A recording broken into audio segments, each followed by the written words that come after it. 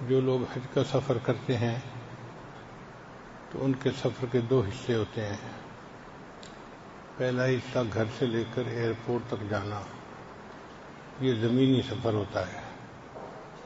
پھر ایئرپورٹ سے ہوائی سفر ہوتا ہے جو انسان کو ایک ملک سے دوسرے ملک تک پہنچا دیتا ہے۔ چنانچہ نبی علیہ الصلوۃ والسلام کو اللہ تعالیٰ نے معراج کا سفر عطا فرمایا، اس کے بھی دو حصے تھے۔ ایک زمینی سفر جو مسجد حرام سے مکہ مکرمہ سے لے کے مسجد اقصیٰ تک ہوا، اس کو اسرا کہتے ہیں، اور دوسرا حصہ سفر کا تھا مسجد اقصیٰ سے لے کر عرش سے اوپر سے جانے کا سفر۔ چنانچہ معراج کے سفر کے لیے حضرت جبریل علیہ السلام تشریف لائے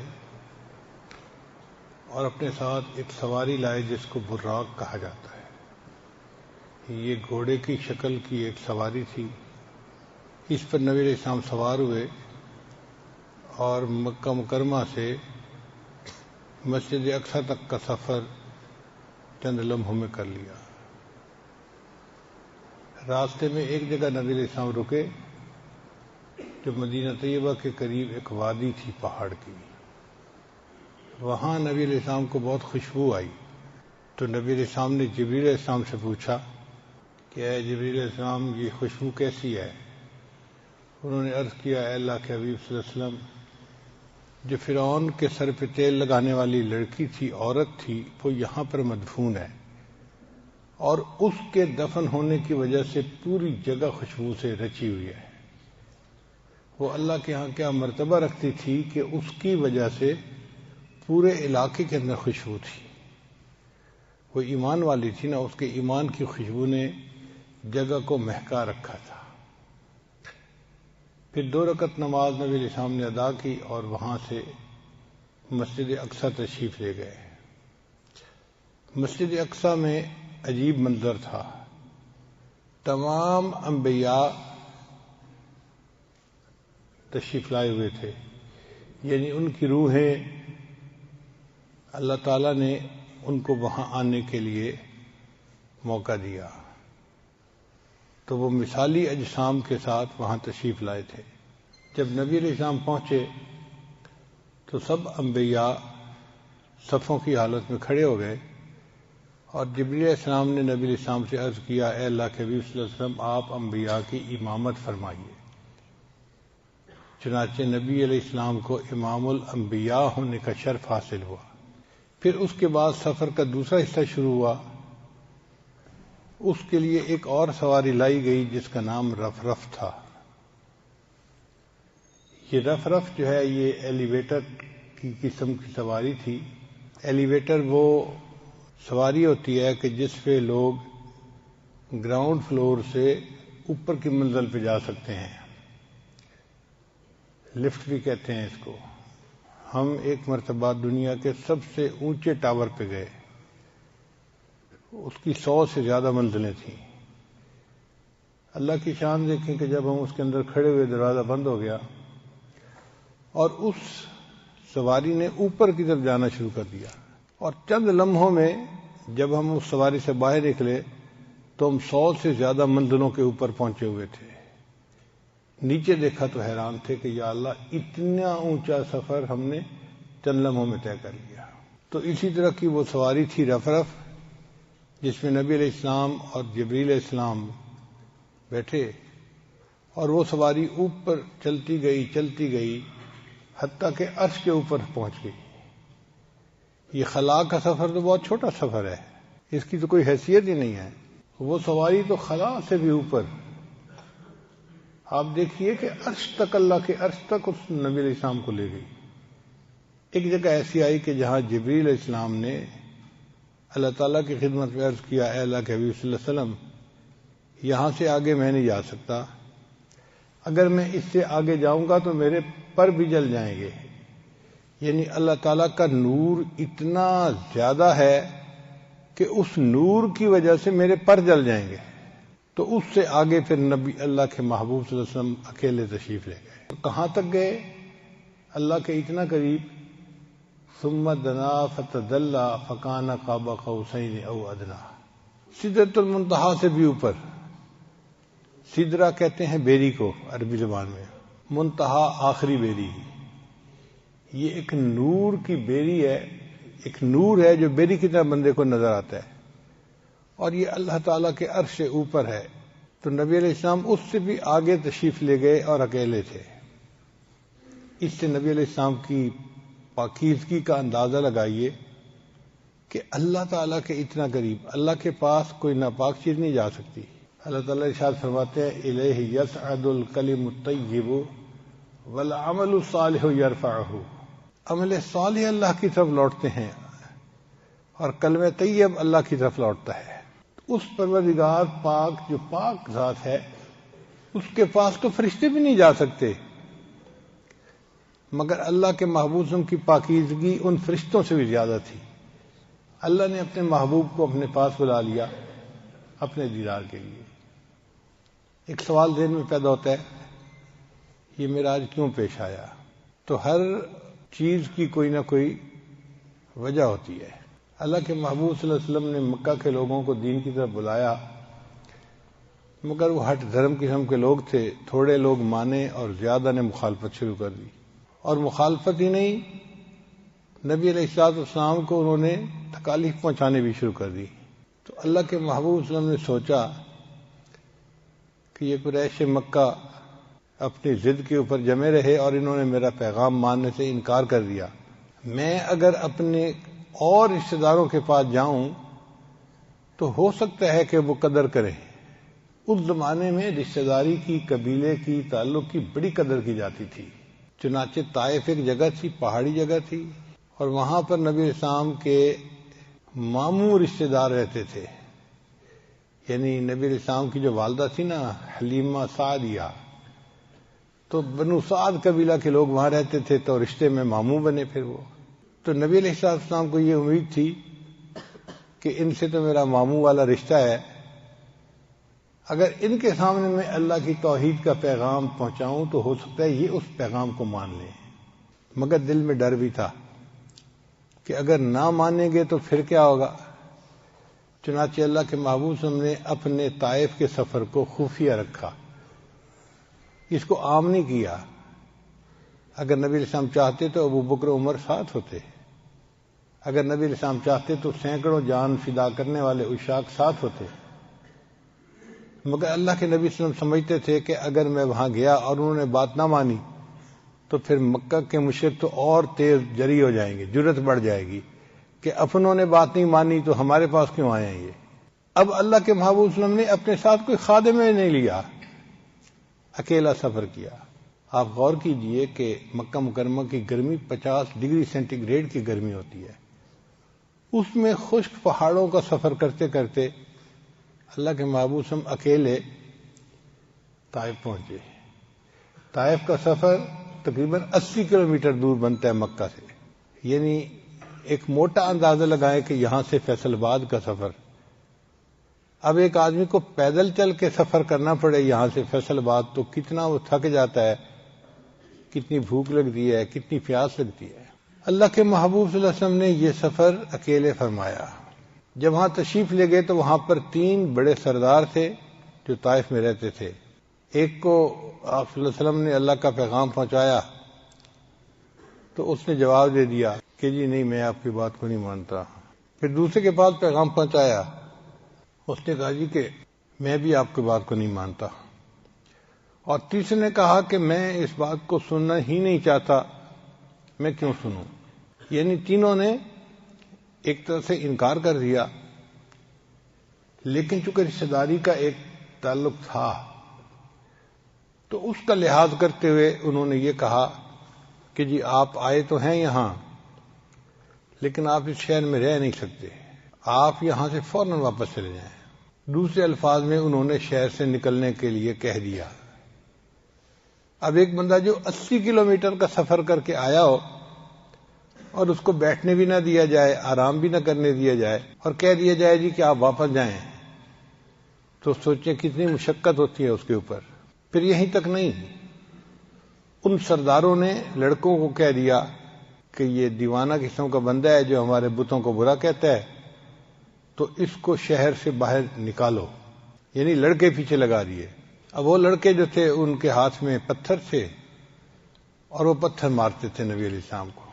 اتنے انہوں نے پتھر مارے کہ محبوب صلی اللہ علیہ وسلم کو جو جوتا مبارک تھا نا، نالین مبارک، وہ خون سے بھر گیا تھا۔ اور عربوں میں تو مہمان نوازی مشہور تھی۔ ایک بندہ 80 کلومیٹر کا سفر پیدل طے کر کے آیا ہے، انہوں نے روٹی پانی بھی نہیں پوچھا، اور اسی بھوک کی حالت میں، تھکاوٹ کی حالت میں نبی علیہ السلام کو شہر سے باہر جانا پڑا۔ اور اوپر جو انہوں نے ہیوملٹی کی وہ اس کے علاوہ تھی، اپنی طرف سے تو انہوں نے بے عزت کر کے نکال دیا۔ جب نبی علیہ السلام شہر سے باہر آ کر بیٹھے تو اللہ کے حبیب صلی اللہ علیہ وسلم کا دل بہت مغموم تھا۔ نبی علیہ السلام نے اس وقت ایک دعا مانگی، اللہم الیک اشکو ضعف قوتی وقلت حیلتی وہوانی علی الناس۔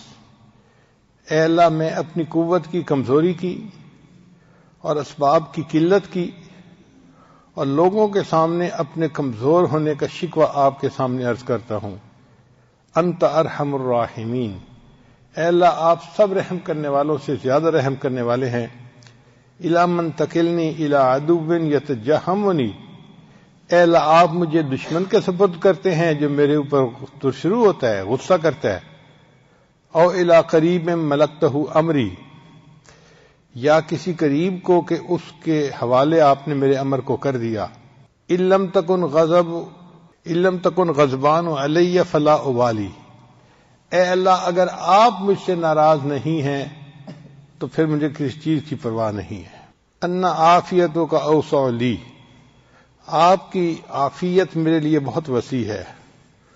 اعوذ بنور وجہک الذی اشرقت لہ الظلمات، اے اللہ میں آپ کے چہرے کے اس نور کے طفیل مانگتا ہوں جس سے کہ دنیا کی ظلمتیں ختم ہو گئیں، وصلح علیہ امر الدنیا والآخرہ، اور دنیا اور آخرت کے سب کام اس سے سنور گئے، کہ آپ کا غصہ میرے اوپر ہو یا آپ مجھ سے ناراض ہوں۔ لکل اتبا حتی تردا، اللہ آپ کو اس وقت تک منانا ضروری ہے جب تک کہ آپ راضی نہیں ہو جاتے۔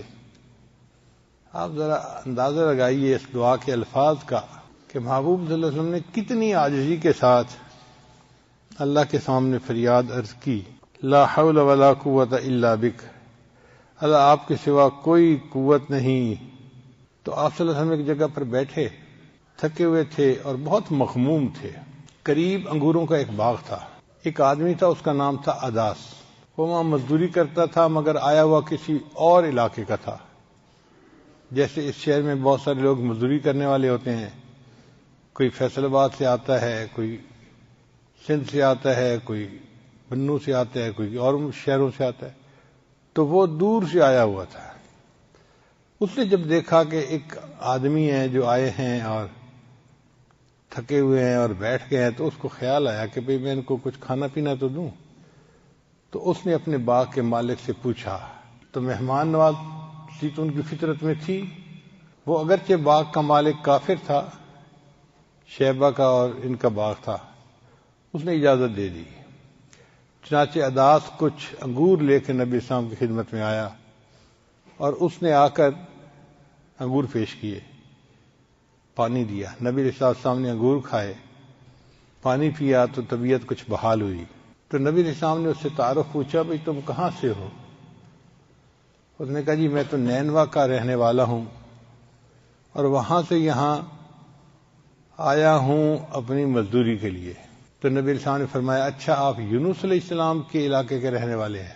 وہ نام سن کر حیران ہو گیا کہ جی آپ ان کو کیسے جانتے ہیں؟ چونکہ یونس علیہ السلام اس علاقے میں پیغمبر گزرے تھے اور ان کے نام کو کوئی باہر کی دنیا کا بندہ جانتا ہی نہیں تھا۔ تو نبی علیہ السلام کی زبان سے یہ لفظ سن کے وہ بڑا حیران ہوا۔ تو نبی صاحب نے فرمایا کہ وہ میرے بھائی تھے، وہ بھی اللہ کے نبی تھے اور میں بھی اللہ کا نبی ہوں، اور اللہ ہی نے مجھے اس کے بارے میں بتایا ہے۔ تو اس کے دل میں ایمان کا نور پیدا ہو گیا کہ یہ بندہ جو پیغمبر علیہ السلام کی بات کر رہا ہے یہ بندہ عام بندہ نہیں ہے، یہ واقعی اللہ کا ہے۔ تو بہرحال پھر اس کے بعد 2 فرشتے آئے، ان فرشتوں نے نبی علیہ السلام کی خدمت میں عرض کیا کہ اللہ کے حبیب صلی اللہ علیہ وسلم، اللہ نے ہمیں بھیجا ہے، میں پہاڑوں کا فرشتہ ہوں، اور مجھے یہ اللہ نے کہا ہے کہ آپ سے آ کر پوچھوں کہ اگر آپ اجازت دیں تو میں 2 پہاڑوں کو ٹکرا کر یہ پوری جو بستی ہے نا، ان کے لوگوں کو ختم کر دیا جائے، نیست و نابود کر دیا جائے۔ یعنی جن لوگوں نے آپ کی اتنی بے اکرامی کی ہے، اب آپ اجازت دے دیجئے، ہم ان کا نام و نشان مٹا دیتے ہیں۔ 2 پہاڑوں کو ٹکرانا فرشتے کے لیے کون سا مشکل تھا؟ نبی صاحب نے اجازت نہیں دی، یہ دعا کی کہ یا اللہ میری قوم کی مغفرت فرما، فإنہم لا یعلمون، وہ مجھے جانتے نہیں ہیں، ان کو حقیقت کا احساس نہیں کہ کون ہوں میں، اور ان کے پاس اللہ کا پیغام لے کے آیا ہوں۔ چنانچہ نبی علیہ السلام نے ان کو منع کر دیا، اور یہ بھی کہہ دیا کہ اگرچہ یہ لوگ ابھی ایمان نہیں لائے، ہو سکتا ہے آنے والے وقت میں ان کی اولادوں میں سے کچھ ایسے ہوں جو ایمان لائیں اور دین پر عمل کرنے والے بن جائیں۔ تو محبوب صلی اللہ علیہ وسلم کی رحمت للعالمین دیکھیے کہ اتنا کچھ ان سے خراب رویہ برداشت فرما لیا اور ان کے لیے عذاب کی اجازت نہیں دی۔ فرشتے چلے گئے تو نبی اسلام پھر اکیلے تھے، اور اس جگہ تنہائی میں بیٹھے ہوئے دل بہت غمزدہ تھا۔ تو نبی علیہ السلام نے پھر دعا کی، کاش کوئی میرا یار ہوتا جو مجھ سے یاری کرتا، میرا کوئی دلدار ہوتا جو مجھ سے دلداری کرتا، یعنی کوئی میرا قریبی دوست ہوتا کہ میں اپنا غم اس کے ساتھ شیئر کر سکتا۔ مقصد کہنے کا یہ تھا۔ جب نبی علیہ السلام نے یہ الفاظ کہے نا تو اللہ تعالیٰ نے فیصلہ فرما لیا، اے میرے محبوب میں آپ کا یار ہوں اور میں آپ کا دلدار ہوں، اب میں آپ کو اپنے پاس بلاؤں گا اور میں آپ کے دل کا غم آپ سے شیئر کروں گا۔ چنانچہ نبی علیہ السلام طائف سے واپس تشریف لے گئے مکہ مکرمہ، اور اس کے چند دنوں کے بعد نبی علیہ السلام کو یہ سفر معراج پیش آیا۔ تو گویا من تواضع للہ رفعہ اللہ، جو تواضع اختیار کرتا ہے اللہ اس کو بلندی عطا فرماتا ہے۔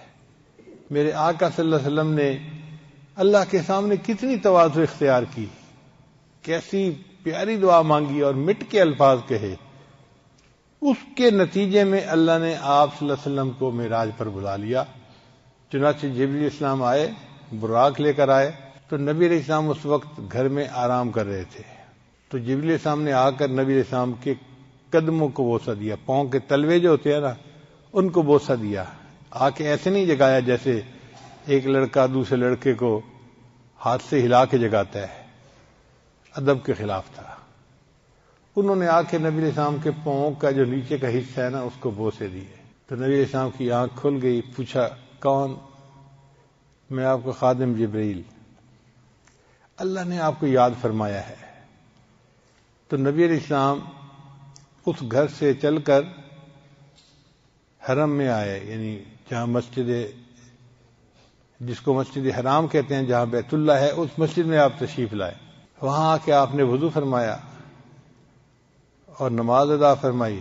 اس دوران اللہ نے فرشتوں کو بھیجا جنہوں نے محبوب صلی اللہ علیہ وسلم کے سینے انور کو زمزم سے دھویا، یعنی یوں سمجھیں کہ یہ نبی علیہ السلام کے مبارک لطائف تھے جن کو اللہ تعالیٰ بالکل اور زیادہ پاک صاف کرنا چاہتے تھے اور نور سے بھرنا چاہتے تھے۔ چنانچہ نور سے ان کو بھر دیا گیا، اور پھر یہاں سے آپ براق پر تشریف فرما ہوئے اور مسجد حرام سے آپ مسجد اقصی تشریف لے گئے۔ جب مسجد اقصی تشریف لے گئے تو وہاں نبی علیہ السلام نے نماز کی امامت فرمائی۔ نماز پہلے انبیاء کو بھی ملی، یہ پہلے سے تھی مگر کامل نہیں تھی۔ بعض انبیاء کو رکوع اور قیام ملا، اسی کو نماز کہتے تھے، اس لیے ان کے بارے میں فرماتے ہیں ورکعوا مع الراکعین، رکوع کرنے والوں کے ساتھ تم بھی رکوع کرو، کیونکہ رکوع کرنا ایک بڑی یعنی عبادت کا حصہ سمجھا جاتا تھا۔ پھر اللہ نے اپنے محبوب صلی اللہ علیہ وسلم کو رکوع سے آگے سجدے کی بھی نعمت عطا فرمائی۔ اس وقت تک اتحیات نہیں تھی نماز میں، یوں سمجھیں کہ سجدہ کر کے سلام پھیر دیتے تھے، یہ نماز تھی اس وقت کی۔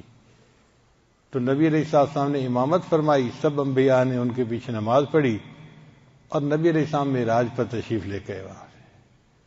پھر آپ نے رف رف پر سواری کی اور رف رف سواری جو تھی وہ آپ کو لے کر آسمانوں کی طرف گئی، سیدھا اوپر کی طرف گئی.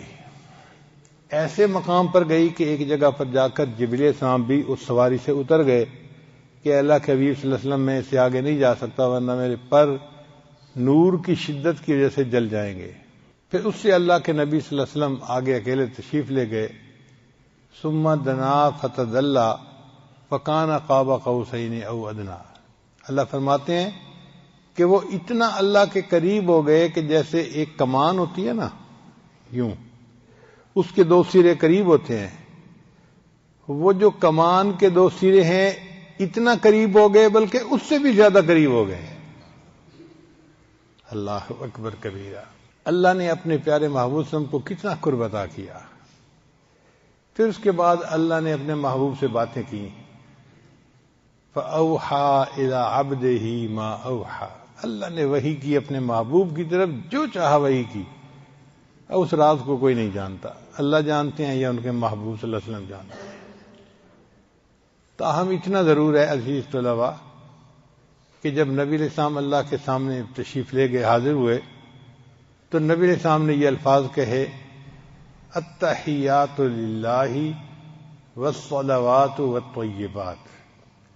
ان تینوں الفاظ سے اللہ کی حمد بیان ہوتی ہے، تعریف ہوتی ہے. التحیات، زبان سے جو تعریفیں کی جاتی ہیں ان کو التحیات کہتے ہیں.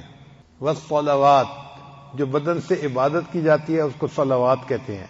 والطیبات، اور جو مال خرچ کیا جاتا ہے اللہ کے راستے میں اس کو طیبات کہتے ہیں. تو نبی علیہ السلام نے جا کر تین باتیں کہیں کہ اے اللہ، جو قولی عبادتیں ہیں یا بدنی عبادتیں ہیں یا مالی عبادتیں ہیں وہ ساری کی ساری آپ ہی کے لیے ہیں، آپ کو سجدی ہیں اور یہ سب عبادتیں آپ کے لیے. التحیات للہ والصلوات والطیبات. اب یہاں پر طالب علم کے ذہن میں سوال پیدا ہوتا ہے کہ نبی علیہ السلام نے سلام کیوں نہیں کیا؟ حالانکہ شریعت تو یہ کہتی ہے کہ جب کوئی دو بندے ملیں، افشوا السلام بینکم، تم سلام کو اور زیادہ پھیلاؤ اور ایک دوسرے کو سلام کرو. تو نبی علیہ السلام نے سلام کیوں نہیں کیا؟ علماء نے اس کی وجہ لکھی کہ دیکھیں دو بندے جب ملتے ہیں نا تو ایک دوسرے کو سلام کرتا ہے.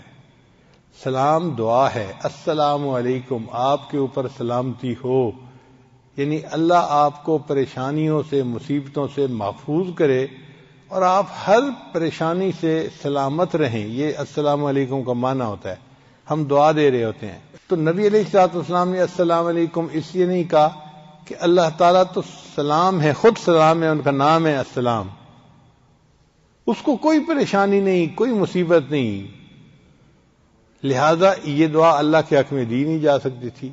تو بس ایک ہی بات تھی کہ نبی علیہ السلام نے جا کر اللہ کی تعریف کی، اے اللہ، قولی عبادتیں، بدنی عبادتیں اور مالی عبادتیں، تینوں قسم کی جو عبادتیں ہیں ان کے حقدار آپ ہیں، آپ ہی کو وہ سجدتی ہیں اور یہ سب آپ کے لیے ہیں.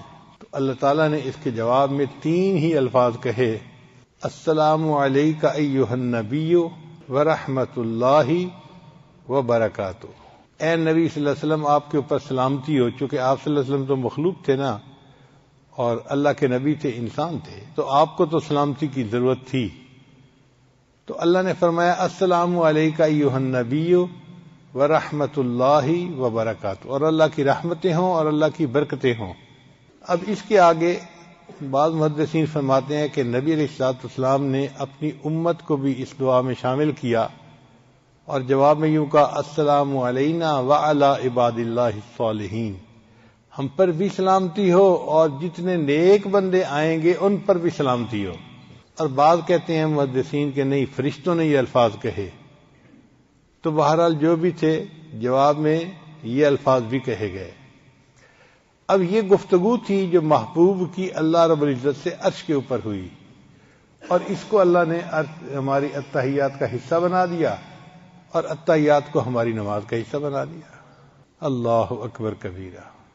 طالب علم کے ذہن میں سوال پیدا ہوتا ہے کہ یہ معراج کیوں پیش آیا؟ اللہ تعالیٰ اپنے محبوب صلی اللہ علیہ وسلم کا دل خوش کرنا چاہتے تھے کہ محبوب صلی اللہ علیہ وسلم آپ کا دل غمزدہ ہے، آپ میرے پاس تشریف لائے، میں آپ کو جنتوں کی سیر کرواؤں، عرشوں کی سیر کرواؤں، اور میں آپ کو بتاؤں کہ میرے پاس آپ کا مقام کیا ہے۔ یہ تو بے قدر لوگ ہیں، جاہل لوگ ہیں، ان کو کیا پتا، ان سے کیا گلہ کرنا۔ تو اللہ نے اس لیے بلا لیا۔ اب سوال پیدا ہوتا ہے کہ پھر انبیاء وہاں کیوں موجود تھے؟ اس میں بھی حکمت ہے کہ اللہ نے اپنے انبیاء سے وعدہ لیا تھا پہلے سے ہی۔ قرآن مجید میں اللہ فرماتے ہیں آل عمران سورت میں وَإِذْ أَخَذَ اللَّهُ مِيثَاقَ النَّبِيِّينَ، اور یاد کرو اس وقت کو جب اللہ نے انبیاء سے میثاق لیا، وعدہ لیا، لَمَا آتَيْتُكُم مِّن كِتَابٍ وَحِكْمَةٍ، اے میرے انبیاء اگر میں تمہیں کتاب اور حکمت عطا کروں، ثُمَّ جَاءَكُمُ الرَّسُولُ، اور پھر تمہارے پاس رسول آئیں، مُصَدِّقًا لِّمَا مَعَكُمْ، اور وہ تصدیق کریں جو تمہارے پاس ہے، لَتُؤْمِنُنَّ بِهِ وَلَتَنصُرُنَّهُ، تو تم ان کے اوپر ایمان لے آنا اور ان کی مدد کرنا۔ اب یہ انبیاء سے اللہ نے پہلے سے وعدہ لیا ہوا تھا، اور انبیاء نے وعدہ کیا تھا۔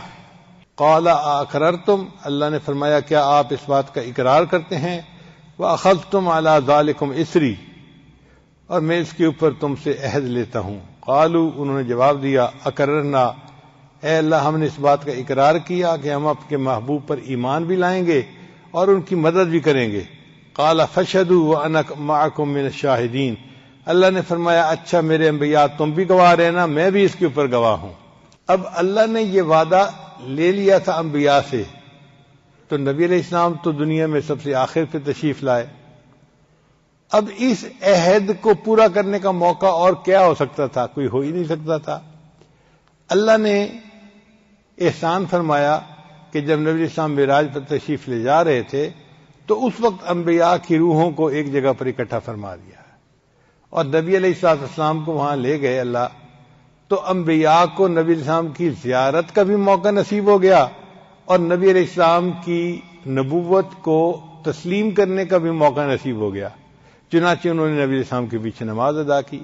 تو اللہ کے محبوب صلی اللہ علیہ وسلم کی جو بلندی مرتبت ہے وہ ظاہر ہوئی اس سے کہ آپ صرف نبی نہیں تھے بلکہ امام الانبیاء تھے، انبیاء کے بھی امام تھے، اور نبی الانبیاء بھی تھے، یعنی انبیاء کے بھی آپ نبی تھے۔ انبیاء سے اللہ نے وعدہ لیا تھا آپ کی نبوت کو ماننے کا، آپ نبی الانبیاء تھے۔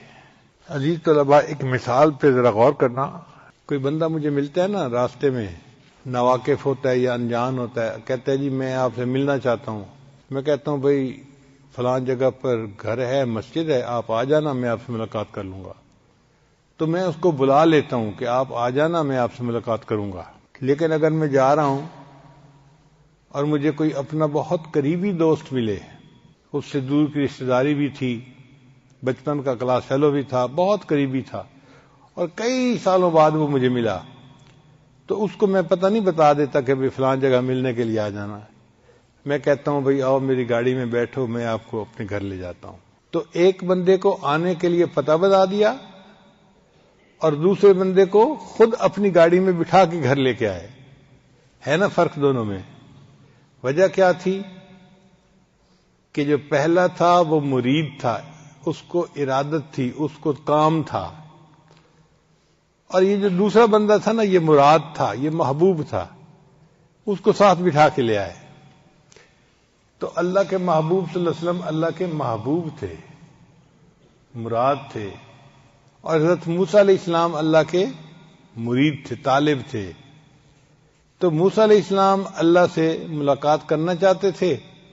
اللہ نے فرمایا وَلَمَّا جَاءَ مُوسَىٰ لِمِيقَاتِنَا، جب آئے موسیٰ علیہ السلام ہماری ملاقات کے لیے، یعنی موسیٰ علیہ السلام آئے ملاقات کرنے کے لیے کوہ کے اوپر، اور جب نبی علیہ السلام کا معاملہ آیا تو اللہ نے یہ نہیں فرمایا کہ جب میرے محبوب آئے مجھ سے ملاقات کے لیے، اللہ نے فرمایا سبحان الذی اسری بعبدہ لیلا من المسجد الحرام الی المسجد الاقصی، پاک ہے وہ ذات جو لے گیا اپنے محبوب کو مسجد حرام سے مسجد اقصی تک، یعنی نبی علیہ السلام نہیں گئے، اللہ لے گیا۔ اب اللہ نے سبحان سے اس لفظ کو شروع فرمایا، اس بات کا تذکرہ کیا۔ سبحان کا مطلب جو ہر کمی سے پاک ہو، ہر عیب سے پاک ہو۔ اس کا مطلب یہ کہ جو بندہ اس میں شک کرے وہ اللہ تعالیٰ کے ذات کے بارے میں تردد کرنے والا ہے، اس کا ایمان ہی ضائع ہو جائے گا۔ تو جب اللہ کہتے ہیں کہ اللہ لے گیا، اللہ پاک ہے ہر عیب سے، اب کوئی یہ نہیں کہہ سکتا جی یہ چیز تو ممکن ہی نہیں تھی۔ بھئی بندوں کے لیے ناممکن تھی، اللہ کے لیے ناممکن نہیں تھی۔ اللہ جو چاہے وہ کر سکتے ہیں۔ تو پاک ہے وہ ذات جو لے گئی اپنے محبوب کو اپنے مسجد حرام سے مسجد اقصی تک۔ اسی طرح حضرت موسیٰ علیہ السلام نے اللہ سے دعا مانگی تھی، رب اشرح لی صدری، اے اللہ میرے سینے کو شرح عطا فرما دیجئے، کھول دیجئے، شرح صدر عطا فرما دیجئے۔ تو گویا موسیٰ علیہ السلام کو ایک نعمت کی طلب تھی، انہوں نے اللہ سے دعا مانگی، اور اللہ نے اپنے محبوب کو بھی شرح صدر والی نعمت عطا فرمائی، مگر یہ نہیں کہا کہ میرے محبوب نے مجھ سے مانگا تھا۔ اللہ فرماتے ہیں الم نشرح لک صدرک، اے میرے محبوب کیا ہم نے آپ کو شرح صدر نہیں عطا فرما دیا؟ تو دیکھو مرید کا معاملہ اور تھا اور مراد کا معاملہ کچھ اور تھا۔ تو موسیٰ علیہ السلام کو طور پر دیدار کے لیے گئے تھے، اور اللہ نے اپنے محبوب کو اپنے پاس دیدار کے لیے خود بلا لیا۔ چنانچہ کچھ لوگ ایسے بھی ہیں کہ جو کہتے ہیں جی کہ نبی علیہ السلام کو جسمانی معراج نصیب نہیں ہوا، روحانی معراج تھا۔ علماء اہل سنت والجماعت اس بات کا یقین رکھتے ہیں کہ محبوب صلی اللہ علیہ وسلم کو اللہ نے جسمانی معراج عطا فرمایا۔ بھئی روحانی معراج عطا ہونا تھا اور ایک تجلی پڑھنی تھی تو پھر عرشوں پر بلانے کی کیا ضرورت تھی؟ جیسے اللہ نے موسیٰ علیہ السلام کے لیے کوہ طور پر تجلی ڈال دی تھی، تو اللہ اپنے محبوب کے لیے جبل نور پہ بھی تجلی ڈال سکتے تھے۔ جبل نور کو کوہ طور بنا دینا کون سا مشکل تھا اللہ کے لیے؟ تو پھر عرشوں پہ لے جانے کا کیا مسئلہ، اس کی کیا ضرورت تھی؟ عرش پر جو اللہ لے گئے، یہ چیز ثابت کر رہی ہے کہ یہ جسمانی معراج تھا۔ دنیا میں معراج کیوں نہیں اللہ نے دے دیا؟ اب اس کی وجہ سمجھیے کہ اللہ تعالیٰ کا دیدار دنیا میں ممکن ہی نہیں ہے۔ دنیا کے اندر اتنی صلاحیت ہی نہیں ہے کہ یہ اللہ تعالیٰ کی اس تجلی کو برداشت کر سکے۔ اللہ تعالیٰ نے موسیٰ علیہ السلام کو 70,000 پردوں میں سے تجلی ڈالی تھی، 70,000 پردوں سے تجلی ڈالی تھی۔ فلما تجلی ربہ جعلہ دکا وخر موسیٰ صعقا، اور وہ پہاڑ جو تھا نا جس پر تجلی پڑی تھی وہ جل کر کوئلہ بن گیا تھا، اور موسیٰ علیہ السلام بے ہوش ہو گئے۔ اس کا مطلب یہ کہ دنیا اللہ کی تجلی کو برداشت کرنے کی صلاحیت ہی نہیں رکھتی۔ یہ بات سمجھ گئے؟ اب اللہ تعالیٰ تو پردوں کے بغیر اپنے محبوب کو اپنا جلوہ دکھانا چاہتے تھے، تو وہ چیز تو دنیا میں ممکن ہی نہیں ہے۔ اسی کو تو حضرت مجذوب رحمۃ اللہ نے فرمایا، نہیں کرتے وہ وعدہ دید کا حشر سے پہلے، نہیں کرتے وہ وعدہ دید کا حشر سے پہلے، دل بیتاب کی ضد ہے ابھی ہوتی یہی ہوتی۔ دل بیتاب تو یہ چاہتا ہے اللہ آپ کا دیدار اب بھی ہوتا اور یہی ہو جاتا، مگر اللہ فرماتے ہیں نہیں میرے بندے، تم جب آخرت میں آؤ گے نا میرے پاس تو میں وہاں دیدار کرواؤں گا۔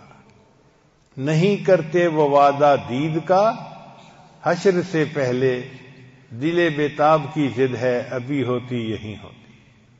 تو اللہ تعالیٰ اپنے محبوب صلی اللہ علیہ وسلم کو پردوں کے بغیر دیدار کروانا چاہتے تھے، وہ دنیا میں پاسبل نہیں تھا۔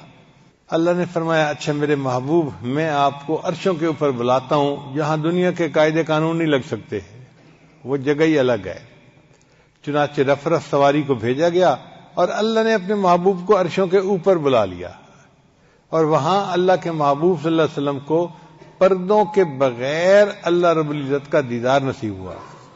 یہ نعمت وہ ہے جو مومن کو جنت میں نصیب ہوگی، اور اللہ نے اپنے محبوب صلی اللہ علیہ وسلم کو یہ دنیا میں ہی اپنے پاس بلا کر عطا کر دی۔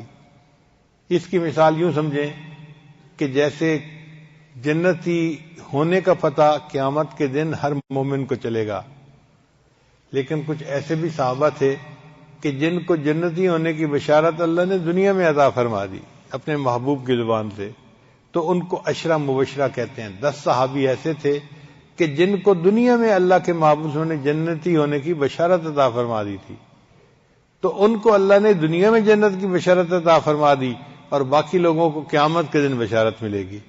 اسی طرح باقی لوگوں کو قیامت کے دن اللہ کا دیدار ہوگا، باقی انبیاء کو بھی قیامت کے دن اللہ کا دیدار ہوگا. اور اپنے محبوب کو اللہ نے دنیا کی زندگی میں اپنے پاس بلا کر اپنا دیدار عطا فرما دیا. حکمت کیا تھی اس میں؟ حکمت یہ تھی کہ جتنے انبیاء دنیا میں تشریف لائے وہ سارے اللہ کے وجود کی گواہی دیتے تھے مگر بن دیکھے دیتے تھے.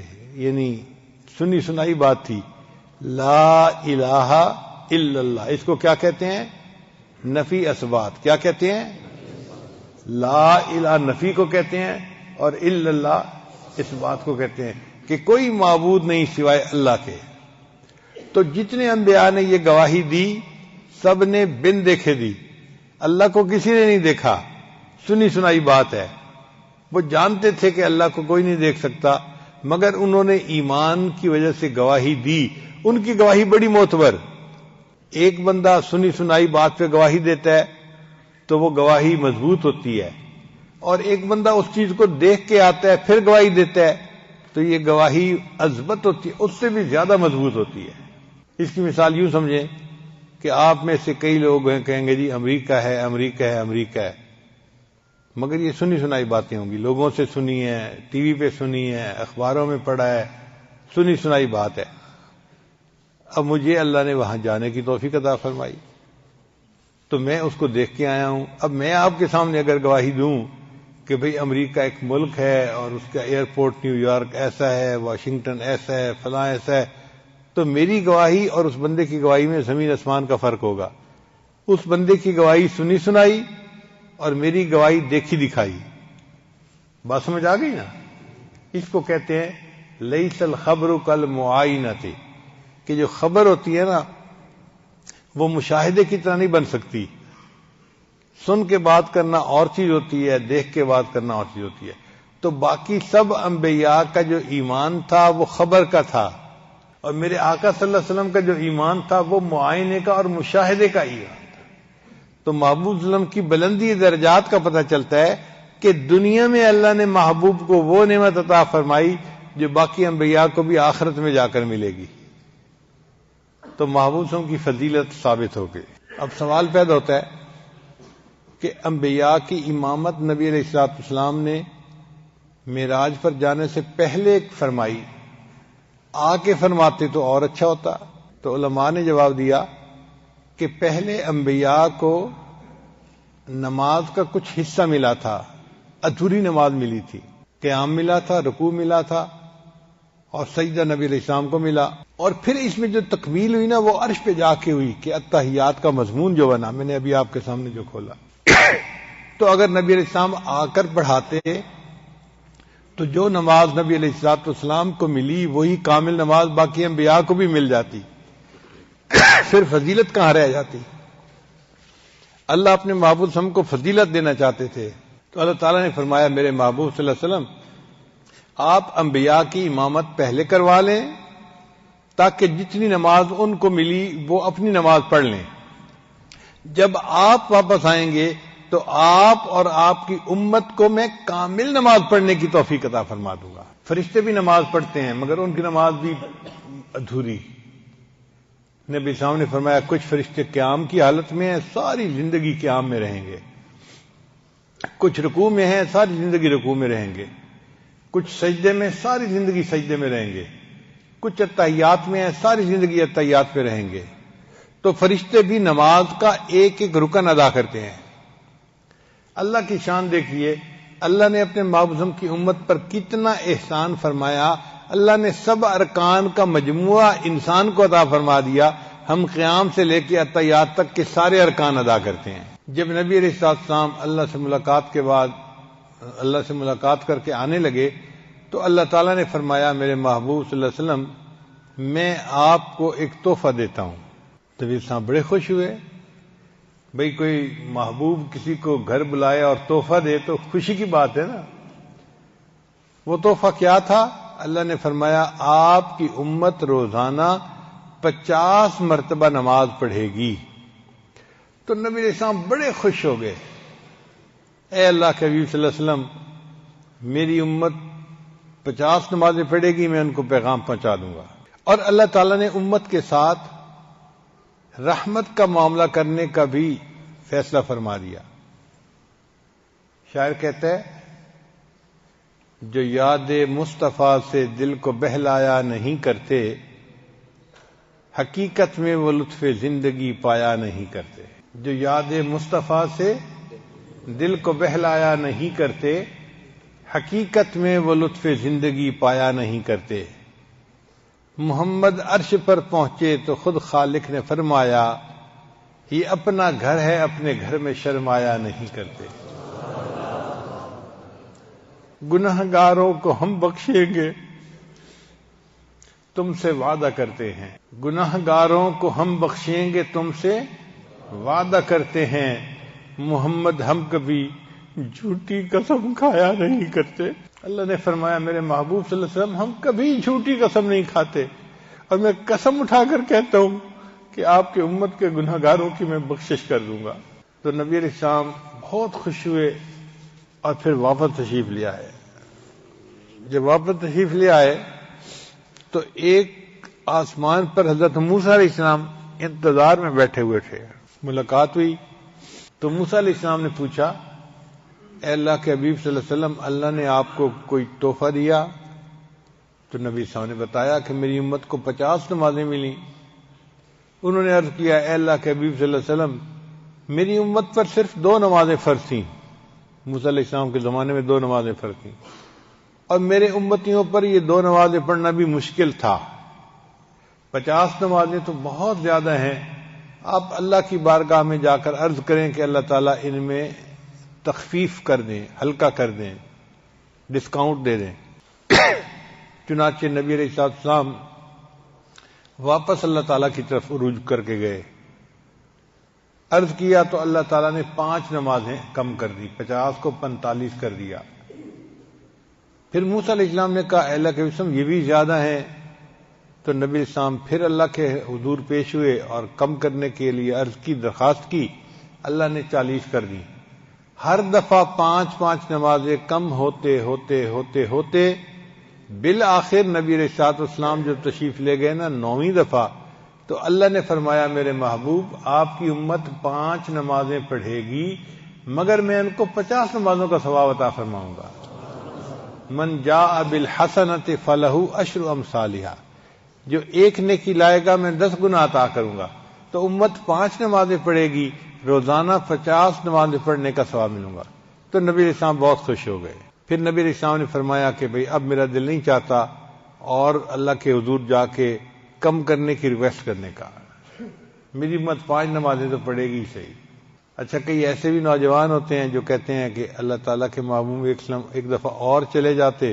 اس کی مثال ایسے ہے کہ جیسے ایک چھوٹا بچہ کسی نوجوان کو کہے کہ تمہارا جو نکاح ہوا ہے نا تمہاری پسندیدہ لڑکی کے ساتھ، آج تم اگر مسجد میں نہ آتے نا تو نکاح نہ ہوتا، تو آگے سے کیا جواب دے گا؟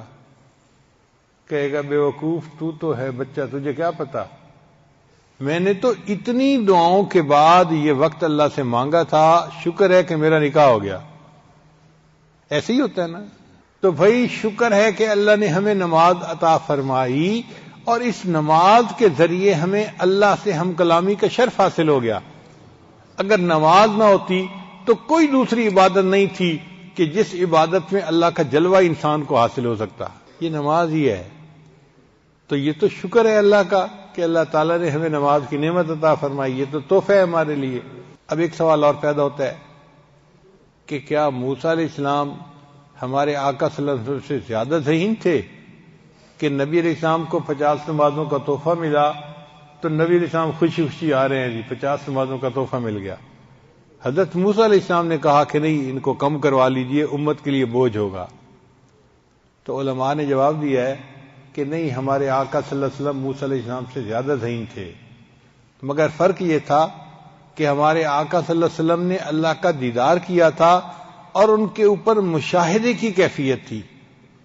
مشاہدے کی کیفیت میں جو عاشق ہوتا ہے نا، اس کو سمجھ نہیں لگتی وہ کیا کر رہا ہے، اور اس کی دلیل سورہ یوسف سے ملتی ہے۔ مصر کی عورتوں نے یوسف علیہ السلام کا دیدار کیا تھا، وَقَطَّعْنَ أَيْدِيَهُنَّ، اور انہوں نے اس کو دیکھ کے اتنی یعنی وہ حواس باختہ ہو گئی کہ ان کو پتہ ہی نہیں چلا، انہوں نے اپنی انگلیوں کو کاٹ لیا تھا۔ تو جب دیدار ہوتا ہے تو عاشق کا یہ حال ہوتا ہے، اسے سمجھ نہیں لگتی اپنی۔ تو محبوب صلی اللہ علیہ وسلم نے تو دیدار اللہ کا کیا تھا، اس مشاہدے کی کیفیت تھی نبی علیہ السلام کے اوپر، اس میں اگر بالفرض اللہ تعالیٰ 500 نمازوں کا تحفہ دیتے تو نبی علیہ السلام اس پر بھی ہاں کر دیتے، 50 نمازیں تو کوئی بات ہی نہیں تھی۔ موسیٰ علیہ السلام اس مشاہدے کی کیفیت میں نہیں تھے۔ جب انہوں نے سنا 50 نمازیں تو انہوں نے کہا اے اللہ کے نبی اس کو کم کروا لیجئے، چنانچہ اللہ تعالیٰ نے کم کرتے کرتے 5 رکھیں، باقی معاف کر دیں۔ اب ایک سوال اور پیدا ہوتا ہے کہ اللہ تعالیٰ نے اگر 5 رکھنی تھی باقی معاف کرنی تھی تو پھر ایک ہی دفعہ 45 معاف کر کے 5 رکھ لیتے، ختم مسئلہ۔ یہ تو عجیب سی بات ہے کہ ہر دفعہ 5 کرتے کرتے 45 معاف کر دی، 5 رہ گئی۔ تو علماء نے لکھا اس میں بھی حکمت ہے۔ کیا حکمت ہے؟ اگر اللہ کے نبی ایک دفعہ اوپر تشریف لے جاتے اور 50 5 بن جاتی، باقی معاف ہو جاتی، تو اعتراض کرنے والے اعتراض کرتے کہ جی اللہ نے ان کو ایک دفعہ اوپر عروج عطا کیا، بس وہ 1 ٹائم تھا۔ اللہ نے فرمایا نہیں، یہ 1 ٹائم عروج نہیں ہے، جتنی بار میرے محبوب چاہیں گے اتنی بار یہ میرے پاس اوپر آ سکیں گے، یہ ایک دفعہ کی بات نہیں ہے۔ چنانچہ نبی علیہ السلام نے 100 مرتبہ اوپر جانے کا 9 دفعہ اوپر جانے کا ارادہ کیا، اور آپ صلی اللہ علیہ وسلم کو 9 مرتبہ یہ معراج حاصل ہوا۔ ہر دفعہ 5 کرتے کرتے بالآخر 5 رہ گئیں، 45 معاف ہو گئیں۔ اب ایک سوال اور پیدا ہوتا ہے کہ نبی علیہ السلام نے مسجد اقصی میں تو 1,24,000 انبیاء کی امامت فرمائی، تو ان میں حضرت موسیٰ علیہ السلام ہی کیوں راستے میں انتظار میں تھے؟ حضرت آدم علیہ السلام ہوتے، حضرت ابراہیم علیہ السلام ہوتے، کوئی اور پیغمبر ہوتے، موسیٰ علیہ السلام ہی کیوں بیٹھے ہوئے تھے؟ علماء نے اس کا بھی جواب دیا۔ علماء نے کہا کہ وجہ یہ تھی کہ موسیٰ علیہ السلام اللہ کے ہم کلامی کرتے تھے، اور جب ہم کلامی کی جاتی ہے نا تو پھر بندے کا ملاقات کو دل چاہتا ہے۔ اس لیے موسیٰ علیہ السلام نے اللہ کو عرض کیا تھا رب ارنی انظر الیک، اے اللہ میں آپ کو دیکھنا چاہتا ہوں۔ اللہ نے فرما دیا لن ترانی، تو مجھے دنیا میں نہیں دیکھ سکتا۔ ایک شاعر نے شعر کہا لازم نہیں کہ سب کو ملے ایک سا جواب، لازم نہیں کہ سب کو ملے ایک سا جواب، آؤ نہ ہم بھی سیر کریں کوہ طور کی۔ کہ موسیٰ علیہ السلام کو اللہ نے جواب دے دیا تھا نہیں دیکھ سکتے، تو لازم نہیں کہ سب کو ایک سا جواب ملے، آؤ ہم بھی سیر کرتے ہیں، ہو سکتا ہے کہ ہمیں ہاں میں جواب مل جائے۔ مگر وہ شاعر بیچارہ راز سے واقف نہیں تھا، اگر واقف ہوتا تو وہ یوں کہتا لازم یہی ہے سب کو ملے ایک سا جواب، جاؤ اور تم بھی سیر کرو کوہ طور کی۔ جتنی مرتبہ کوہ طور چلے جاؤ، دنیا میں رہتے ہوئے اللہ کا دیدار کر ہی نہیں سکتے، سب کو ایک جیسا جواب ملے گا۔ تو حضرت موسیٰ علیہ السلام کو اللہ تعالیٰ نے دیدار سے انکار فرما دیا، مگر موسیٰ علیہ السلام کے دل میں تڑپ تو تھی نا، اللہ کو دیکھنے کی چاہت تو تھی، عاشق تو تھے نا۔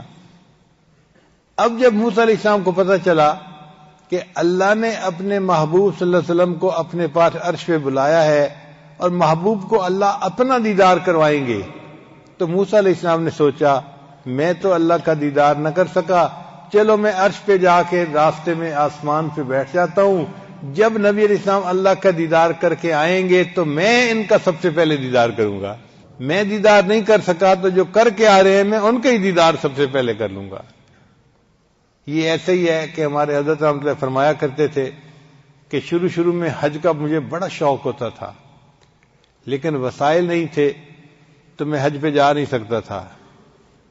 اب وہ جو حج کا جذبہ تھا نا وہ مجھے چین سے بیٹھنے نہیں دیتا تھا، تو حضرت فرماتے ہیں کہ پھر میں کیا کرتا تھا کہ جو لوگ حج کر کے آتے تھے نا میں جا کے ان کو دیکھا کرتا تھا، ان سے ملا کرتا تھا، اور دل میں کہا کرتا تھا اللہ میں تو حج پہ نہیں جا سکا، جو حج کر کے تیرا گھر دیکھ کے آئے ہیں میں ان کو تو دیکھ سکتا ہوں نا، میں ان کو دیکھ رہا ہوں۔ تو جس طرح ہمارے حضرت حج کر کے آنے والوں کو دیکھ کے دل کی حسرت مٹا لیتے تھے. حضرت موسیٰ علیہ السلام نے بھی یہی کیا. اللہ مجھے تو آپ نے انکار فرما دیا تھا, نہیں دیکھ سکتے, اب اپنے محبوب کو دیدار کے لیے بلایا ہے. جو آپ کا دیدار کر کے آئیں گے میں کم از کم ان کا تو دیدار کر لوں گا. اس لیے حضرت موسیٰ علیہ السلام راستے میں بیٹھے اور انہوں نے نبی علیہ السلام کا انتظار کیا. اس پورے سفر میں جانے اور آنے میں نبی علیہ السلام کو چند لمحے لگے, ٹائم زیادہ نہیں لگا. حدیث پاک میں آتا ہے کہ نبی علیہ السلام نے جو وضو فرمایا تھا نا, تو وضو کا پانی ابھی چل رہا تھا جب آپ واپس تشریف لے آئے. جس بستر پہ آپ صلی اللہ علیہ وسلم آرام فرما رہے تھے وہ بستر ابھی گرم تھا جب آپ واپس تشریف لے آئے. اس کا مطلب ہے چند لمحوں کا مسئلہ تھا. یعنی چند لمحوں میں اللہ کے نبی صلی اللہ علیہ وسلم تشریف لے بھی گئے عرشوں کے اوپر, اور پھر واپس بھی تشریف لائے, اور ٹائم ہی نہیں لگا. اب ٹائم نہیں لگا تو اس کا کیا مسئلہ ہے؟ اس کا مسئلہ بھی ذرا سمجھ لیجئے. دیہاتی علاقوں میں مرد جو ہوتے ہیں نا وہ کھیتوں کے اندر کام کرتے ہیں, ہل چلاتے ہیں, اور صبح سویرے وہ نکلتے ہیں اذانوں کے وقت, اور ہل چلاتے چلاتے جب صبح کے 10 بجتے ہیں نا تو دھوپ بھی ہو جاتی ہے. اس وقت ان کو بھوک لگتی ہے اور ان کو کھانے کی ضرورت پیش آتی ہے. تو ان کی بیویاں ان کے لیے صبح کا ناشتہ لے کے کھیت میں جاتی ہیں. وہ تو پہلے سے انتظار میں ہوتے ہیں کہ کب بیوی آئے گی اور میرے لیے روٹی بھی ہوگی اور لسی بھی ہوگی, اور ان کو شدت سے پیاس لگی ہوتی ہے, پسینہ آیا ہوتا ہے. تو جیسے ہی وہ ہل چلاتے چلاتے بیوی پہ نظر پڑتی ہے نا تو وہ ہل وہیں روک کے ایک طرف بیٹھ جاتے ہیں, پہلے ناشتہ کرتے ہیں بعد میں کام کرتے ہیں. یہ بات سمجھ آ گئی؟ اس کو پنجابی میں ایک شاعر نے یوں کہا, پیا لونگ دا لشکارا تے حالیاں نے ہل روک لے. لونگ کہتے ہیں وہ عورتیں جو یہ ناک کے اندر کوکا سا ڈالتی ہیں سونے کا, کہ جب لونگ کا لشکارا پڑتا ہے نا تو حالی جو ہے وہ اپنا ہل روک لیتے ہیں, کام بند کر دیتے ہیں کہ محبوب آ گئی, اب مجھے کام روکنا ہے اور پہلے ناشتہ کرنا ہے, بعد میں کام کروں گا. تو پیا لونگ دا لشکارا تے حالیاں نے ہل روک لے. بالکل یہی معاملہ تھا کہ اللہ تعالیٰ کائنات کے نظام کو چلا رہے تھے, لیکن جب اللہ کے محبوب صلی اللہ کے پاس تشریف لے گئے تو اللہ نے بھی یہی فیصلہ فرمایا, میرے محبوب آپ میرے پاس آئے ہیں, میں تھوڑی دیر کے لیے نظام کائنات کو روک دیتا ہوں. لہذا ٹائم آگے گزرا ہی نہیں, جہاں ٹائم تھا وہیں رہا, اور اللہ کے محبوب صلی اللہ علیہ وسلم سیر کر کے عرشوں کی پھر واپس بھی تشریف لیا. اب یہ چیز سائنس سے بھی ثابت ہو گئی ہے, پہلے زمانے میں تو نہیں تھی, لیکن چونکہ آج سائنسی دور ہے تو سائنس نے بھی اس بات کو تسلیم کر لیا ہے. میں تھوڑی دیر کے لیے سائنس پڑھے لوگوں کے ساتھ گفتگو کروں گا تاکہ وہ ذرا اس بات کو عقلی طور پہ بھی سمجھ لیں. ایک سائنسدان گزرا ہے, اس کا نام تھا آئنسٹائن. اس نے تھیوری آف ریلیٹیوٹی پیش کی, اور اس تھیوری آف ریلیٹیوٹی میں اس نے ایک نظریہ پیش کیا ٹائم ڈائلیشن کا, کہ ٹائم جو ہے نا یہ لمبا بھی ہو جاتا ہے, ٹائم ڈائلیٹ بھی کر جاتا ہے. اس میں اس نے ایک ایکویشن لکھی, T = T0 بٹا 1 - v²/c²√. اب ہر طالب علم تو نہیں سمجھے گا, لیکن جو سمجھتے ہیں کم از کم وہ تو سمجھے نا. تو یہ اس نے ایکویشن پیش کی. اسی ایکویشن سے ثابت ہوتا ہے کہ c جو ہے یہ ہے ویلاسٹی آف لائٹ, جو روشنی کی ویلاسٹی ہے, 1,86,000 میل فی سیکنڈ. یعنی ایک سیکنڈ میں روشنی اتنا لمبا سفر کر لیتی ہے. اللہ اکبر کبیرہ. اگر فریم آف ریفرنس کی سپیڈ اس سے کم ہوگی تو v چھوٹا اور نیچے c بڑا. اس کا مطلب ہے کہ v/c جو ہے نا وہ 1 سے چھوٹا بن جائے گا. تو 1 سے چھوٹے کا مطلب یہ کہ 1 - چھوٹا 1 سے, تو جواب پازیٹو آ جائے گا. تو نتیجہ یہ نکلا کہ اگر فریم آف ریفرنس کی سپیڈ ویلاسٹی آف لائٹ سے کم ہے تو پھر مستقبل آتا رہتا ہے, یعنی ٹائم آگے بڑھتا رہتا ہے. پازیٹو جواب آ گیا نا. اور اگر وی اور سی برابر ہو جائیں تو وی بٹا سی برابر 1 ہو گیا، تو 1 نفی 1 کتنا بنا؟ 0۔ اور اگر کسی چیز کے نیچے 0 ہو تو اس کا جواب انفینٹی ہوتا ہے۔ تقسیم کیا جائے نا کسی چیز کو 0 سے تو جواب کیا ہوتا ہے؟ انفینٹی۔ اس کا مطلب یہ کہ اگر فریم آف ریفرنس کی سپیڈ ویلاسٹی آف لائٹ کے برابر ہو جائے تو جواب انفینٹی آئے گا، ٹائم رک جائے گا، ہمیشہ وہی ٹائم رہے گا۔ اور اگر وی جو ہے وہ سی سے بڑھ جائے تو وی بڑا ہے، سی چھوٹا ہے۔ اس کا مطلب یہ کہ اس کا جو جواب آئے گا وی بٹا سی کا وہ 1 سے زیادہ ہوگا۔ اب 1 مائنس 1 سے زیادہ کوئی چیز ہو تو جواب نیگیٹو آ جائے گا۔ نیگیٹو کا مطلب یہ کہ اگر فریم آف ریفرنس کی سپیڈ ویلاسٹی آف لائٹ سے زیادہ ہو جائے گی تو پھر ماضی آنا شروع ہو جائے گا۔ یہ ماضی کیسے آئے گا؟ آپ دیکھتے ہیں کرکٹ کے جو ہے نا جب گیم ہو رہی ہوتی ہے تو ایک لڑکا شاٹ کھیلتا ہے اور بڑی اچھی شاٹ ہوتی ہے، تو اس شاٹ کو پھر ٹی وی والے ری پلے کر کے دکھا دیتے ہیں۔ آپ دوبارہ پھر اسی شاٹ کو کھیلتے ہوئے دیکھتے ہیں، وہ تو کھیل چکا مگر انہوں نے اس کو ری پلے کر کے دکھا دیا۔ تو اگر ویلاسٹی آف لائٹ سے فریم آف ریفرنس کی سپیڈ زیادہ ہو جائے تو انسان کی زندگی میں مستقبل کی بجائے ماضی آنا شروع ہو جائے گا، یعنی جو وہ اعمال کر چکا ہے وہ سارے ری پلے ہونا شروع ہو جائیں گے۔ یہی قیامت کے دن ہوگا کہ اللہ تعالیٰ بعض لوگوں کو اپنے سامنے کھڑا کریں گے اور ان کی زندگی کے کچھ لمحات کو، کچھ واقعات کو، کچھ گناہوں کو ری پلے کر کے دکھائیں گے، میرے بندے دیکھ تو نے یہ کیا۔ وہ اپنی آنکھوں سے دیکھے گا کہ ہاں میں یہ کر رہا تھا اور اللہ مجھے دکھا رہے ہیں۔ اس کا مطلب یہ کہ ٹائم میں مستقبل بھی آ سکتا ہے اور حال بھی رہ سکتا ہے اور ماضی بھی آ سکتا ہے۔ اگر سائنس اس چیز کو ثابت کر رہی ہے تو ہوا کیا تھا، جب اللہ نے اپنے محبوب کو معراج کے لیے بلایا تو اس وقت جو فریم آف ریفرنس کی سپیڈ تھی اللہ نے اس کو سپیڈ آف لائٹ کے برابر کر دیا، تو ٹائم اپنی جگہ پر رک گیا۔ چنانچہ نبی علیہ السلام گئے، اللہ سے ملاقات کر کے، عرشوں کی جنت کی سیر کر کے جب واپس آئے تو ٹائم جہاں رکا تھا وہیں کا وہیں موجود تھا۔ تو یہ چیز آج سائنس بھی ثابت کرتی ہے۔ چنانچہ عقل پرست لوگ بھی آج معراج کا انکار نہیں کر سکتے۔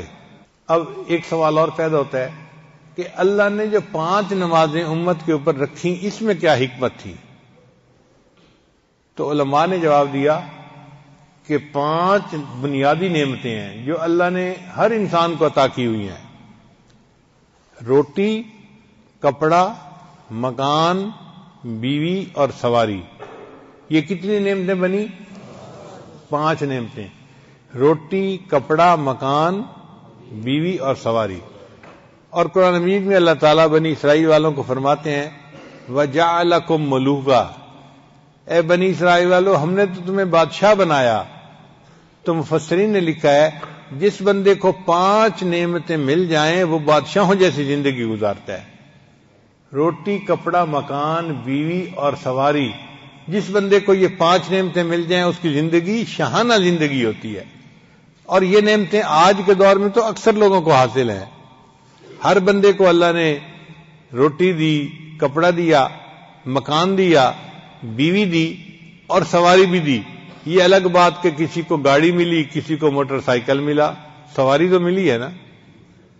پہلے زمانے میں کسی کو اونٹ ملتا تھا، کسی کو گھوڑا، کسی کو گدھا، سواری کہلاتی تھی۔ آج کے دور میں بھی سواری ملی ہے، کون سی؟ گاڑی کی ہو یا سائیکل موٹر کی ہو، سواری تو اللہ نے دی ہوئی ہے نا۔ تو جس بندے کو یہ 5 نعمتیں مل جائیں اللہ نے اپنی ساری نعمتیں گویا اس کو عطا فرما دی، وہ خوش نصیب انسان ہے، وہ بادشاہوں کی زندگی گزارنے والا بندہ ہے۔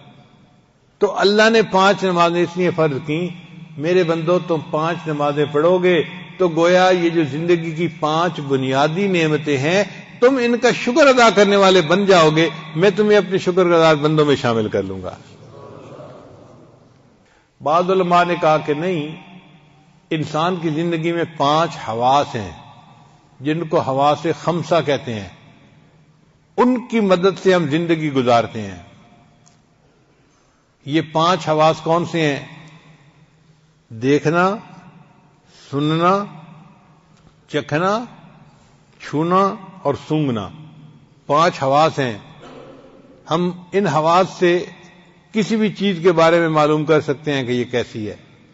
تو یہ 5 حواس اللہ نے ہر انسان کو عطا فرمائے، جن کی وجہ سے زندگی اچھی گزرتی ہے۔ آپ بتائیں، اگر کسی کو آنکھیں نہ ملیں تو زندگی کا کوئی مزہ رہ جاتا ہے؟ یا کسی بندے کو سننے کی نعمت نہ ملے تو زندگی کا کیا مزہ؟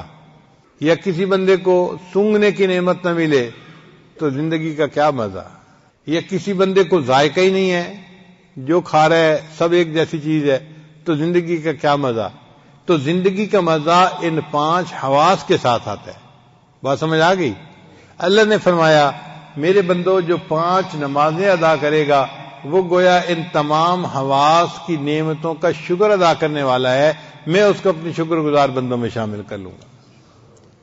بعض علماء نے ایک جواب اور دیا، وہ کہتے ہیں کہ 5 مصیبتیں ایسی ہیں جن میں سے ہر بندے کو گزرنا پڑے گا: موت، قبر، حشر، میزان اور پل صراط۔ ان مراحل میں سے ہر بندے کو گزرنا پڑے گا۔ کوئی ایسا نہیں کہ جو کہے کہ نہیں مجھے فلاں مرحلے میں سے نہیں گزرنا پڑے گا۔ بات سمجھ گئے نا؟ موت، قبر، حشر، میزان اور پل صراط۔ اللہ نے 5 نمازیں فرض فرمائیں، میرے بندو اگر تم 5 نمازیں پابندی سے پڑھو گے میں تمہیں ان 5 مراحل میں آسانی کے ساتھ پار کر دوں گا۔ اس لیے اللہ نے 5 نمازیں فرض فرمائیں۔ اب ایک سوال اور پیدا ہوتا ہے کہ نماز میں رکعتیں ہیں 2، 3 اور 4، تو 2، 3 اور 4 رکعتیں کیوں ہیں؟ علماء نے جواب دیا اللہ نے فرشتوں کو پیدا کیا، اولی اجنحۃ مثنی و ثلاث و رباع، اللہ نے ان فرشتوں کے پر بنائے 2، 3 اور 4، بعض فرشتوں کے 2 پر، بعض کے 3 پر اور بعض کے 4 پر بنائے۔ اللہ نے امت کو نماز کی 2، 3 اور 4 رکعتیں عطا فرمائیں۔ میرے بندو فرشتے پرواز کرتے ہیں تو وہ عرشوں تک پہنچ جاتے ہیں، تمہیں میں نماز کی رکعتیں دے رہا ہوں، تم نماز پڑھو گے میں تمہیں روحانی پرواز عطا فرما دوں گا۔ پھر پورے دن میں 17 رکعتیں فرض ہیں۔ کتنی رکعتیں فرض ہیں؟ 17 رکعتیں۔ وہ کیسے؟ 2 رکعت فرض ہے فجر کی، اور 4 رکعت فرض ہے ظہر کی، 4 اور 2 6، اور 4 رکعت فرض ہے عصر کی، تو کتنے ہو گئے؟ 10 ہو گئے، اور 3 رکعت فرض ہے مغرب کی، تو 10 اور 3، اور عشاء کی پھر 4 رکعت، تو کتنی ہو گئیں؟ 17 رکعتیں فرض ہیں پورے دن میں۔ تو 17 رکعتیں اللہ نے کیوں فرض فرمائیں؟ علماء نے جواب دیا کہ اللہ تعالیٰ نے معراج کی رات اپنے محبوب کو 17 چیزوں کی سیر کروائی تھی۔ 7 جہنم کے حصے تھے، لہا 7 ابواب، قرآن مجید میں ہے کہ جہنم کے 7 دروازے ہوں گے، ہر حصے کا الگ دروازہ ہوگا، ہر سٹوری کا الگ دروازہ ہوگا۔ تو جہنم کے کتنے حصے ہوئے؟ 7۔ اور اللہ نے جنتیں 8 بنائی ہیں۔ جنت کے دروازے کتنے ہیں؟ 8 ہیں، جہنم سے زیادہ، اس لیے کہ جس طرف زیادہ جانا ہو لوگوں نے وہاں کا دروازہ بڑا اور زیادہ رکھوایا جاتے ہیں۔ اللہ کا ارادہ یہی تھا، میں نے اپنے زیادہ بندوں کو جہنم میں نہیں ڈالنا، زیادہ بندوں کو کہاں بھیجنا ہے؟ تو اللہ نے جنتیں کتنی بنائیں؟ 8 بنائیں، اور جہنم کے درجے کتنے بنائے؟ یعنی شروع سے اللہ کا ارادہ رحمت کا تھا کہ میں نے اپنے بندوں کو زیادہ ادھر بھیجنا ہے، تو اللہ نے 8 جنتیں بنائیں اور جہنم کے دروازے 7 بنائے۔ تو 8 اور 7 کتنے ہو گئے؟ 15، اور ایک عرش اور ایک کرسی، تو کتنے بن گئے؟ اللہ نے اپنے محبوب کو معراج کی رات 17 چیزوں کی سیر عطا فرمائی، اور مومنوں کو اللہ نے 17 رکعتیں عطا فرمائی۔ میرے بندو اگر تم 17 رکعتیں ادا کرو گے تو میں اس کے بدلے تمہیں روحانی معراج عطا فرما دوں گا۔ اپنے محبوب کو تو جسمانی معراج عطا کیا تھا، تمہیں کیا عطا کروں گا؟ روحانی معراج عطا کروں گا۔ اس لیے یہ نماز جو ہے نا، الصلاۃ معراج المومن، نماز مومن کی معراج ہے. اور التحیات جو ہم پڑھتے ہیں نا، یہ امت محمدیہ کے لیے اللہ تعالیٰ کی طرف سے خصوصی انعام ہے. اس لیے اللہ کے نبی صلی اللہ علیہ وسلم فرمایا کرتے تھے، قرۃ عینی فی الصلاۃ، میری آنکھوں کی ٹھنڈک نماز میں ہے. یعنی نماز پڑھنے سے میری آنکھیں ٹھنڈی ہو جاتی ہیں، میرا دل خوش ہو جاتا ہے. اور جب اذان کا وقت ہوتا تھا تو نبی صلی اللہ علیہ وسلم فرماتے تھے، ارہنی یا بلال، بلال اذان دے اور میری آنکھوں کو ٹھنڈک پہنچا دے. تو جو بندہ نماز کو پابندی کے ساتھ خشوع اور خضوع سے پڑھتا ہے، اس کو گویا ایک دن میں 5 مرتبہ روحانی طور پر اللہ کا دیدار نصیب ہوتا ہے، دل کی آنکھ سے، ظاہر کی آنکھ سے نہیں. کس آنکھ سے؟ دل کی. ظاہر کی آنکھ سے تو ہمیں جنت میں اللہ کا دیدار ہوگا، دنیا میں ہمیں دل کی آنکھ سے دیدار ہوتا ہے. اب ہمارے دلی بھی نابینا ہوتے ہیں تو ہم اللہ کا دیدار کیا کریں؟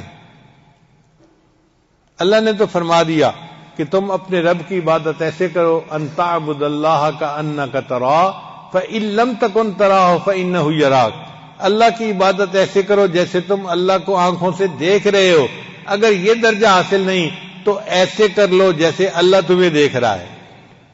تو دعا ہے کہ اللہ تعالی ہمارے دلوں کو بھی بینائی عطا فرمائے.